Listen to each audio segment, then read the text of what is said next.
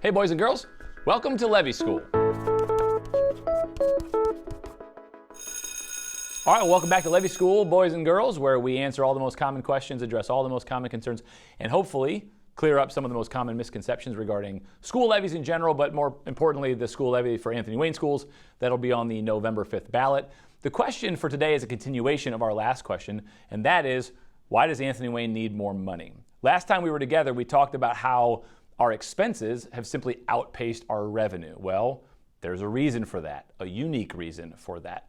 While you all have been going to work every day and faithfully paying your taxes, one of the largest taxpayers in our area hasn't been. Oh, yes, ma'am, you have a question? Yes, so it's kind of like my friend Clark G, we'll call him. His boss promised him a raise or a bonus, so he started to put in a pool, but then never got that bonus. Is it like that? That sounds oddly familiar, but yes, it would be exactly like that. Got it. Okay, cancel jelly of the month. So here's what happened. Several years ago, a couple of energy companies came to Northwest Ohio and suggested putting in a pipeline that would carry natural gas through Ohio and Michigan and into Ontario. It's called the Nexus pipeline. And all of the municipalities in Northwest and Northeastern Ohio agreed to this arrangement. So I want you to think about Nexus as the largest, most expensive house in the area. So large and so expensive, it was going to be valued at about $60 million, and it was going to generate about $5.6 million per year in operating revenue for the school district. And when all of the municipalities in Northwest Ohio and Northeastern Ohio agreed to this arrangement, your taxes actually went down. I want you to think of taxes, millage, kind of like a pie, and everybody's responsible for a particular slice of that pie. Well, when Nexus came into town and said, man, we're going to take up a big slice of the pie, everybody else's slices got a little smaller. Well, so everybody agreed to it, and Nexus went ahead and they built their fancy pipe and their fancy compressor station. And when it was all done, they reassessed and revalued the project. And they basically came back to everybody and they said, it's not really worth $60 million. We think it's worth something else. So instead of paying you $5.6 million a year, we're going to pay you $3 million a year instead.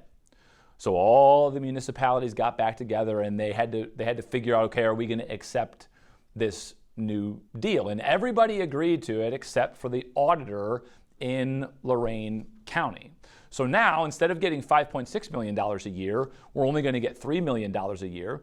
But because this deal is still being kind of arbitrated or litigated, when Nexus actually started paying money to the district, not only did it not pay the 5.6 that we originally expected, it didn't even pay the $3 million that was renegotiated. The first year it paid to the district, I think it paid $1.9 million. That's $1.1 million less than what the district was anticipating. Now here's where the district did a smart thing.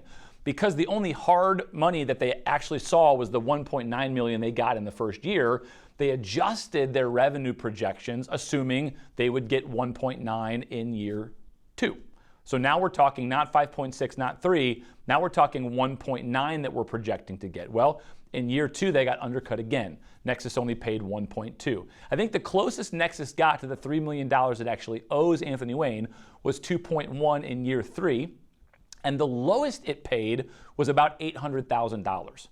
In the first 5 years that Nexus has paid money to the school system based on a legal arrangement that everybody entered into, they currently conservatively owe the district probably more than $8 million in backed taxes. So while you and me and everybody else, we're all going to work and we're earning a living and we're paying our taxes faithfully, a decent percentage of which goes to the school system, the largest homeowner, the person with the most expensive property in our district, has just not paid. Essentially, Anthony Wayne has been robbed of more than $8 million in taxes, money that it expected and is legally owed. Now, it's currently being litigated Anthony Wayne has no control over those proceedings. It has no way of knowing when judgments are going to come down, or if it's going to result in some kind of a payout, or going back to the original deal or the renegotiated deal. Anthony Wayne just has no control over that because there are more entities involved in that litigation. But here's what you need to know. If Nexus had paid what it agreed to pay from the very beginning, you would not have a levy in front of you.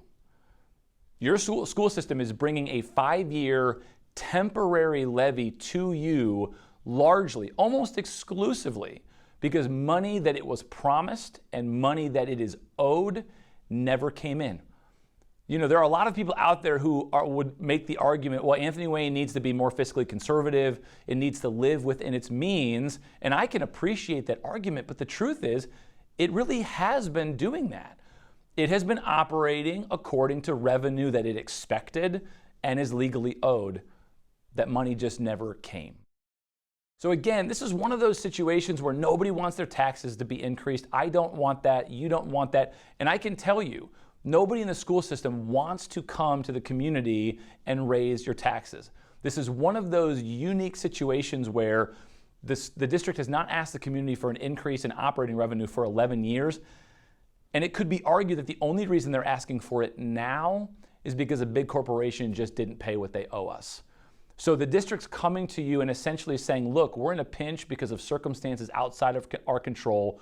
Will you step up and contribute a little more so that over the next 5 years, one, that gives us time to get this Nexus thing figured out, hopefully. It also gives us time to maybe develop or generate some additional revenue streams so we can bring money in different ways.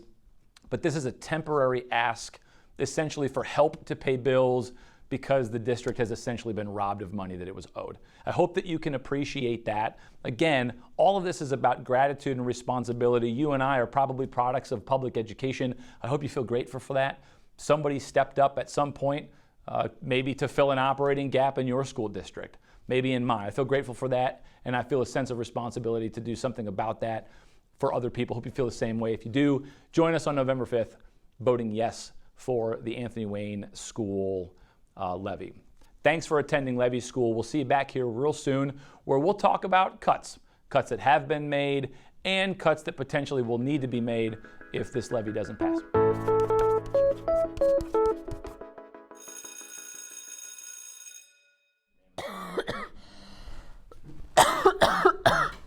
Man, that was painful.